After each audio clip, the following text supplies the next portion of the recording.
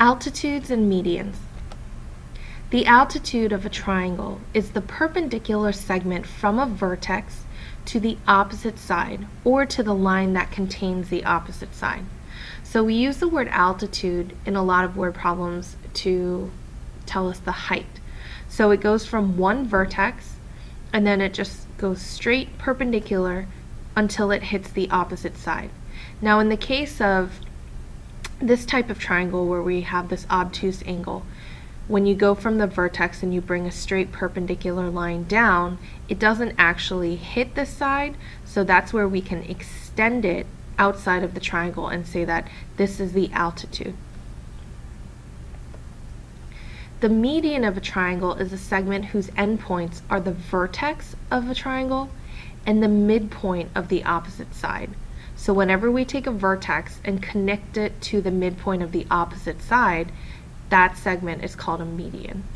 The medians of a triangle intersect at a point called the centroid, and that centroid is 2/3 the distance from the vertex to the midpoint of the opposite side. So median BE, median AD, and median CF all intersect at one point P called the centroid. And the special property of the centroid is that the distance from B, the vertex, to the centroid, that's going to be 2/3 of the entire length. So if you take one median and you divide it by 3, 1/3 goes from the centroid to the midpoint, and then the other 2/3 goes from the centroid to the vertex.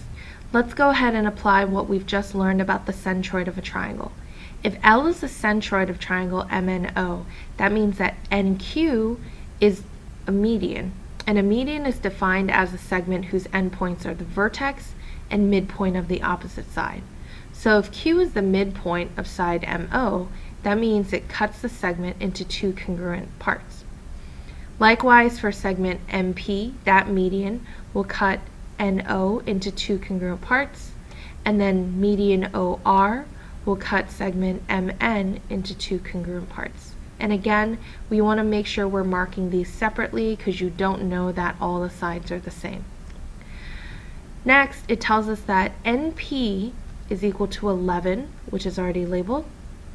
ML is 10, and the length of NL is 8.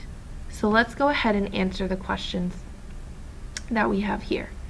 The first one asks us to find the length of segment PO.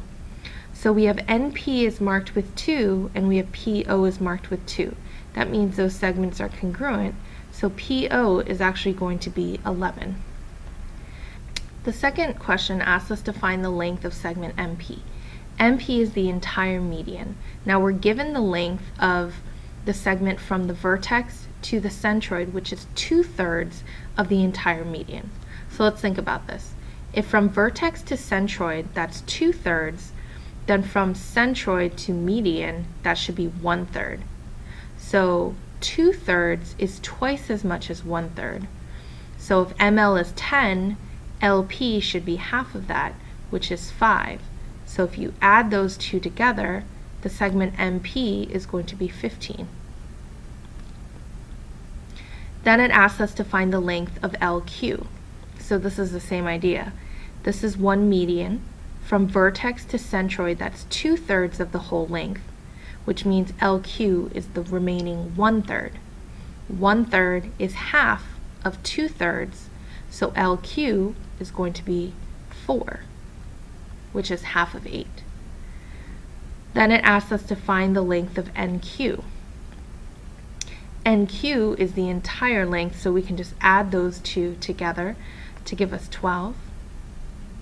Then it asks us to find the perimeter of triangle NLP. Triangle NLP is right here. We have the side lengths 8, 5, and 11. So 8 plus 5 plus 11 is going to give us 24. That's it for this lesson on altitudes and medians of a triangle.